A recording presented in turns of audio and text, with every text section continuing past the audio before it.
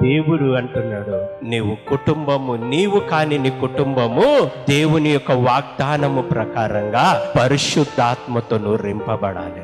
నువ్వెప్పుడైతే పరిశుద్ధాత్మతో రింపబడుతావు, దేవుని యొక్క వాగ్దానము నీ జీవితంలో లేదా అది పరిపూర్ణంగా అవుతుంది.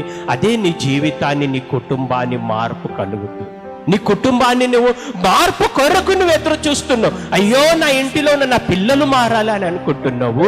నువ్వు అయ్యో నా కుటుంబంలో నా భర్త మారాలనుకుంటున్నావు, నా భార్య మారాలని అనుకుంటున్నావు, నా ఇంట్లో ఉన్న నా తల్లి తండ్రి మారాలని అనుకుంటున్నావు. కానీ వాళ్ళు మారాలని నువ్వు అనుకుంటున్నావు. నువ్వు జీవితంలో నువ్వు గుర్తుపెట్టుకోవాలి ఏంటిదంటే, నువ్వెప్పుడైతే దేవుడు చేసిన వాగ్దానము ప్రకారంగా నువ్వు ప్రార్థించిన వేళ నీ పిల్లల మీదకి పరిశుద్ధాత్మ రాబోతుంది, నీ మీదకి, నీ కుటుంబం మీదకి పరిశుద్ధాత్మ రాబోతుంది.